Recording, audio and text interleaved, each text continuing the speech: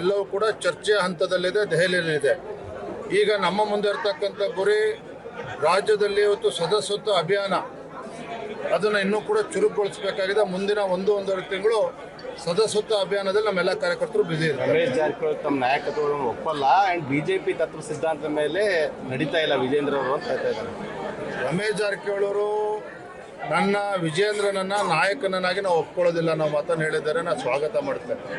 ನಾನು ತಮ್ಮ ಮೂಲಕ ರಮೇಶ್ ಜಾರಕಿಹೊಳಿ ಇರ್ಬೋದು, ನಾನು ಹೇಳ್ತಕ್ಕಂಥದ್ದು ನಾನಿವತ್ತು ನಾಯಕ ಅಂತೇಳಿ ನಾನು ಹೊರಟಿಲ್ಲ.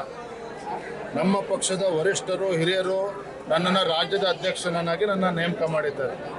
ರಾಜ್ಯದ ಅಧ್ಯಕ್ಷನಾಗಿ ಒಬ್ಬ ಸಾಮಾನ್ಯ ಕಾರ್ಯಕರ್ತನಾಗಿ ರಾಜ್ಯದಂತ ಪ್ರವಾಸ ಮಾಡ್ತಾ ಇದ್ದೇನೆ. ಈ ಭ್ರಷ್ಟ ಕಾಂಗ್ರೆಸ್ ಸರ್ಕಾರವನ್ನು ಒಂಟಿಗಾಲಲ್ಲಿ ನಿಲ್ಲಿಸ್ತಕ್ಕಂಥ ಕೆಲಸ ಯಶಸ್ವಿಯಾಗಿ ಮಾಡಿದ್ದೇವೆ ಬೆಂಗಳೂರು ಮೈಸೂರು ಪಾದಯಾತ್ರೆ ಮೂಲಕ.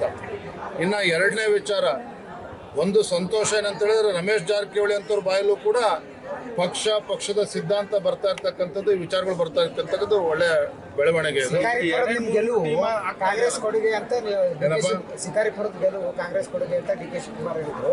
ಅದಕ್ಕೆ ನೀವು ತಿರುಗೇಟು ಕೊಡ್ತಾ ಇಲ್ಲ ಯತ್ನಾಳ್ ಹೇಳ್ತಿದ್ದಾರೆ. ತಿರುಗೇಟು ನೋಡ್ರಿ, ತಂದೆಯವರು ಯಡಿಯೂರಪ್ಪ ಒಂದು ಮಾತನ್ನು ಹೇಳ್ತಾ ಇರ್ತಾರೆ, ಮಾತನಾಡೋದೇ ಸಾಧನೆ ಆಗಬಾರ್ದು, ಸಾಧನೆ ಮಾತನಾಡಬೇಕು ಅಂತೇಳಿ.